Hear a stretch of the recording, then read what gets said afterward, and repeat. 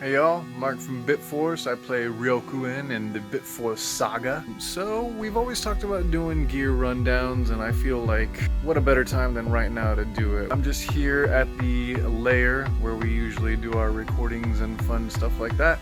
I'm gonna give you a quick gear rundown because I got something new recently that you've only seen at Classic Game Fest if you were there this past July. And we'd like to give some shout outs to the people who help us kick ass. So here we go. I actually keep my pedal board fairly simple. I'm only rocking clean and distortion. I have some thoughts to maybe add some stuff in the future. So to keep things without needing a cable, I trust the old Line 6 G10. It's been pretty stellar for, being on tour, being on stage anywhere. It's held up. The little dongle isn't here at present. And over here we got the old trusty PITCHBLACK by Korg.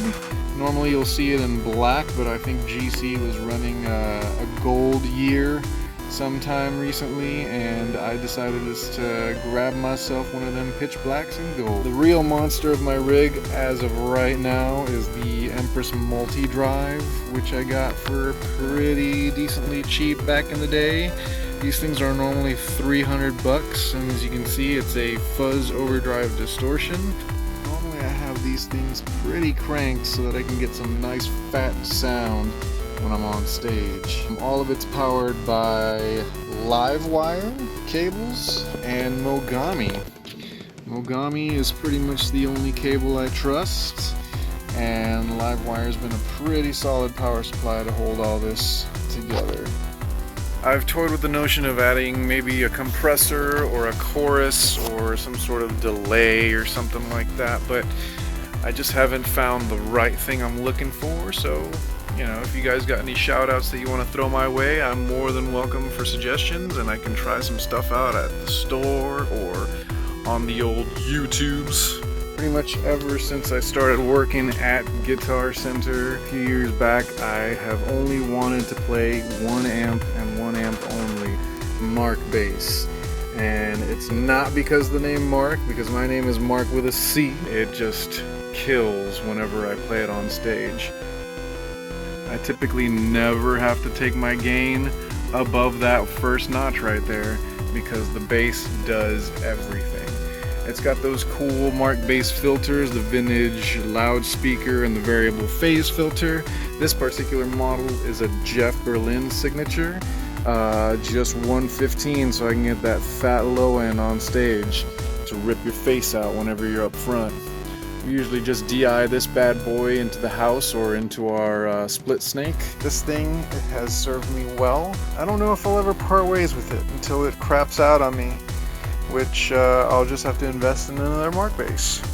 Above all though, there is one reason why I actually decided to make this video, and it's because the boys of Bitforce went ahead and surprised me a couple of days, weeks, months, years, centuries ago with a gift that I can never repay them for. I feel it needs a proper homage, a proper introduction, so to speak. I played this thing at CGF, but it wasn't in its final form yet, so it's time to unleash the hound.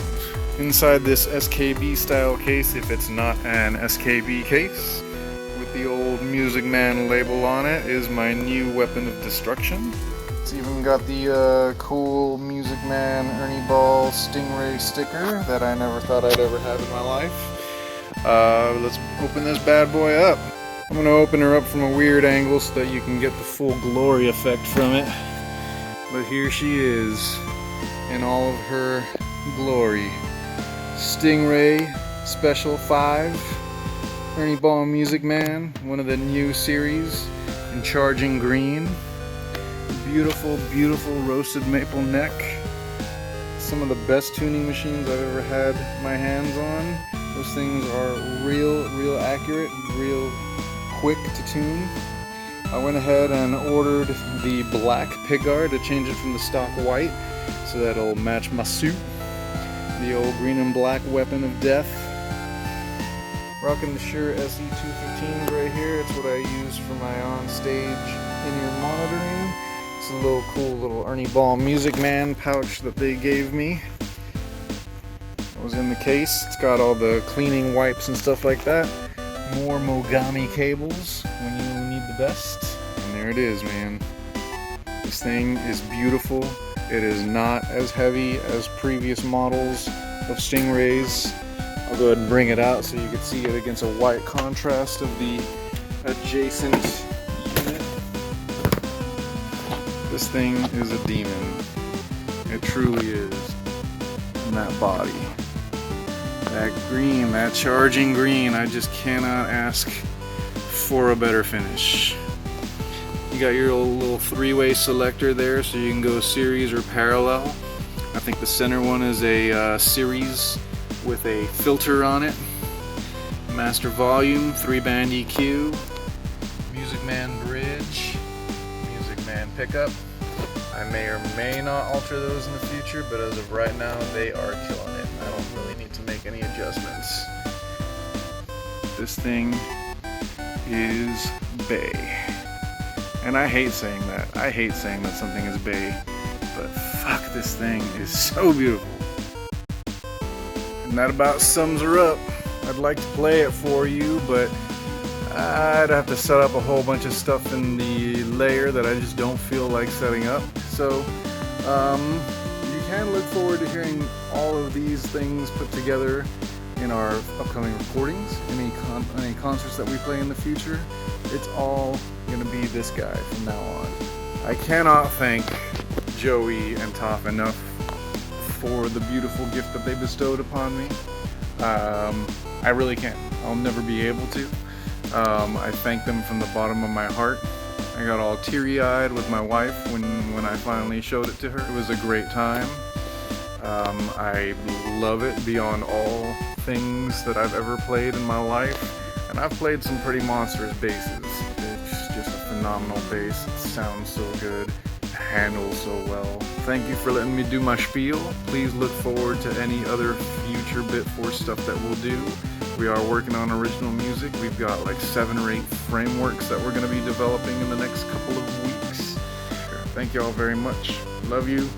Love Bitforce. Follow us, like us, subscribe.